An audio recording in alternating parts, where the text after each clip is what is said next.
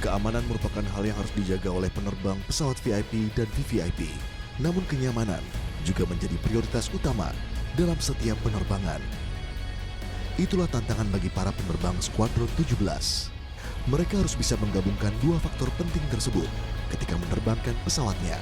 Dan ini bukanlah hal yang mudah. Maka dari itu, seluruh penerbang VIP dan VVIP harus terlebih dahulu melalui beberapa tahapan kualifikasi sebelum nantinya dinyatakan siap untuk membawa kepala negara maupun tamu-tamu kehormatan negara. Kualifikasi yang ada di Skadron Udara 17, khususnya untuk penerbang Skadron Udara 17, yang pertama adalah sebagai seorang co-pilot, yaitu pembantu dari Captain Pilot, di mana seorang co-pilot ini bertugas untuk menyiapkan segala sesuatu yang berkaitan dengan kegiatan penerbangan dan juga melakukan komunikasi baik dengan tower maupun controller yang ada di pesawat. Kemudian setelah seorang co-pilot memenuhi jam terbang, dia akan kita upgrade menjadi seorang co-pilot di left seat. Jadi yang pertama kali dia duduk di sebelah kanan, setelah itu dia duduk di sebelah kiri sebagai co-pilot left seat, yaitu persiapan untuk melaksanakan program captaincy. Sebelum menjadi seorang captain pilot, dia akan kita jadikan sebagai buddy ride, di mana dia akan diberi kepercayaan terbang bersama rekan satu angkatannya atau mungkin di atas atau di bawahnya yang bersangkutan. Kemudian diberikan kesempatan untuk terbang bersama demi mendapatkan pengalaman terbang dan confident sebagai seorang captain pilot.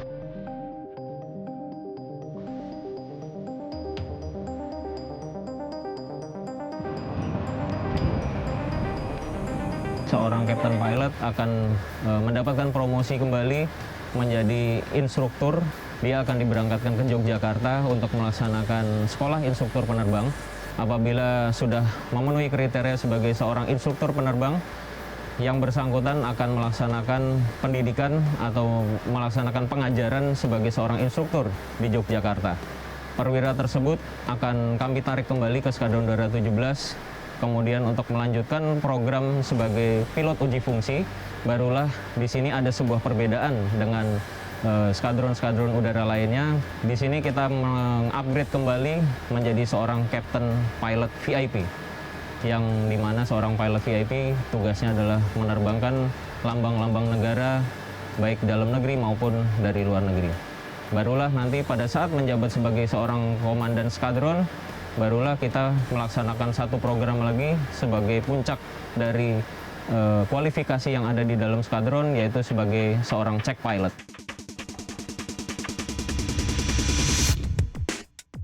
Terdapat dua klasifikasi wing atau emblem penerbang yang digunakan pada dada bagian kiri seluruh penerbang TNI Angkatan Udara.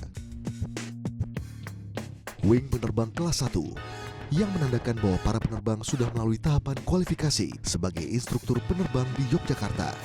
Pada wing penerbang kelas 1 ini terdapat bintang pada bagian atasnya. Sedangkan wing penerbang kelas 2 diperoleh perwira Angkatan Udara ketika telah menyelesaikan sekolah penerbang. Yang menjadi pembeda antara wing penerbang kelas 1 dan kelas 2 adalah pada wing penerbang kelas 2 tidak terdapat bintang pada bagian atasnya. Untuk mendapatkan wing penerbang ini, tentunya para penerbang harus melalui berbagai macam training terlebih dahulu. Di sini tugas saya sebagai kepala kelompok instruktur di Skadron 17 adalah untuk menstandarkan bagaimana kita sistem pengajaran dalam mengajarkan siswa sendiri, mode siswa transisi di co-pilot, captaincy maupun sampai di captain VIP. Di mana kita mengajarkan sebenarnya basicnya sama, kita ambil dari Jogja, yaitu DDM, Demo, Direct, dan Monitoring.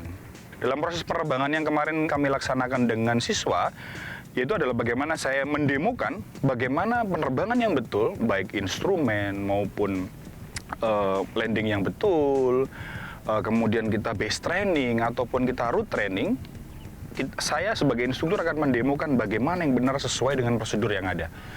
Kemudian setelah saya mendemokan yang ada, saya mendirecting. Jadi saya akan membiarkan seorang co-pilot atau siswa saya akan terbang, saya akan mendirecting dia bagaimana yang betul. Nah, setelah saya mendirecting dia, saya akan melepas seluruhnya penerbangan kepada siswanya, dan saya akan monitoring. Dari situ saya akan bisa memberikan evaluasi yang penting, di mana saya itu akan membangun siswana menjadi mandiri, sehingga memenuhi standar sebagai seorang penerbang yang ada di Skadron 17. Dalam proses ini kita tidak melatih hanya dalam kondisi baik, namun kita latih dalam kondisi hujan, kita kondisi angin kencang yang mungkin bisa dari kiri, dari kanan. Bagaimana kita memproses dengan teknik instruktur yang ada, sehingga seorang siswa atau seorang penerbang Skadron 17 mampu melaksanakan safety dan comfort menjadi satu dalam kondisi apapun. Berproses dari berbagai kualifikasi yang sulit, hingga akhirnya Skuadron Udara 17 dapat melahirkan pilot-pilot VIP dan VVIP yang handal. Bagi mereka, setiap misi menjadi penuh makna dan pengalaman yang tak terlupakan. Di Skadron Udara 17, saya sudah memperoleh sebanyak 240 jam terbang, di mana pengalaman-pengalaman yang tidak terlupakan sudah pernah saya rasakan. Yang pertama itu di Palu pada saat 2019 kemarin terjadi gempa di Palu, merupakan suatu kesempatan bagi saya dan pengalaman yang tidak bisa saya lupakan juga. Pada saat saya akan landing di Palu dengan kondisi runway yang crack di ujungnya.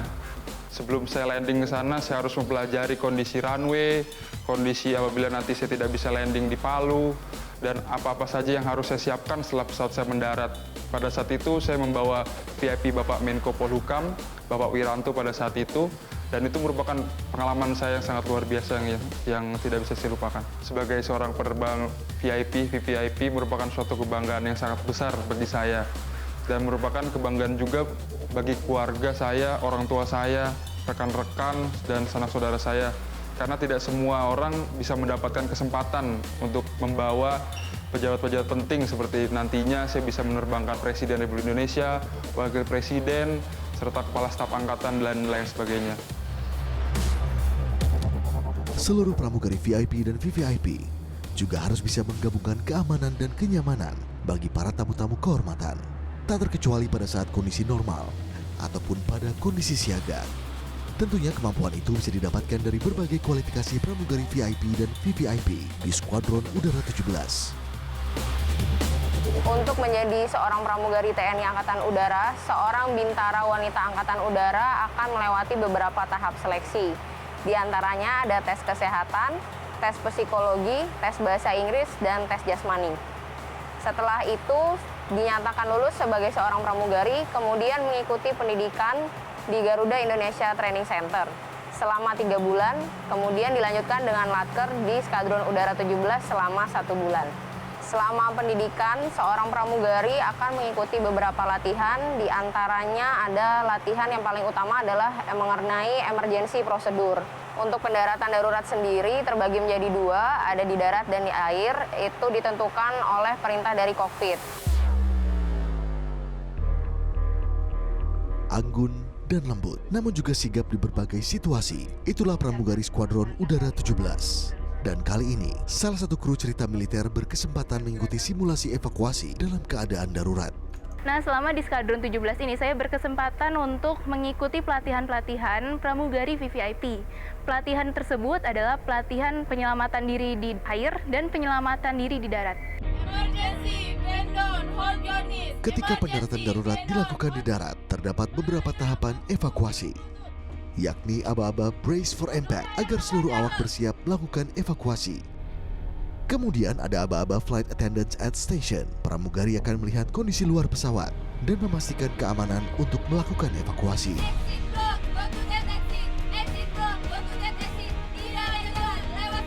Ada pula aba-aba evacuate untuk melakukan evakuasi jika pramugari melihat kondisi di luar aman. Untuk pelatihan penyelamatan diri di darat adalah ketika pramugari tersebut harus tetap mengutamakan keselamatan tamu-tamu VVIP-nya. Pramugari-pramugari itu memberitahukan jalur evakuasi untuk menuju pintu darurat, kemudian memastikan tamu-tamu VIP-nya selamat sampai keluar dari pesawat, kemudian baru mereka menyelamatkan diri melalui escape slide. Dan mereka hanya memiliki kesempatan kurang dari 90 detik, karena jika lebih dari itu, maka ada kemungkinan buruk pada pesawat, misalnya pesawat akan terbakar dan sebagainya. Saya hitung sampai 5, harus dipasang. Ketika pendaratan darurat dilakukan di air, ada beberapa hal yang perlu diperhatikan ketika proses evakuasi, seperti dapat memasang pelampung dengan baik dan benar dalam waktu yang singkat, cara terjun ke dalam air, juga cara berenang sampai ke perahu penyelamatan.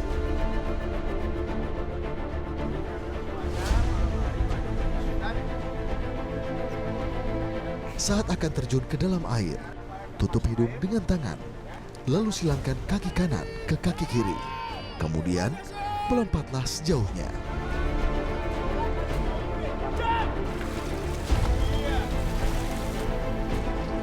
Konsentrasi, ya. Saya berani.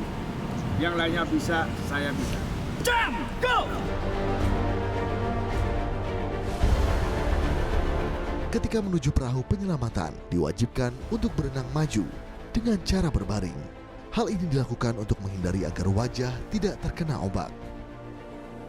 Untuk penyelamatan diri di air, itu bagaimana kita menggunakan pelampung dengan baik dan benar. Setelah menggunakan pelampung, cara berenangnya pun juga ada tekniknya.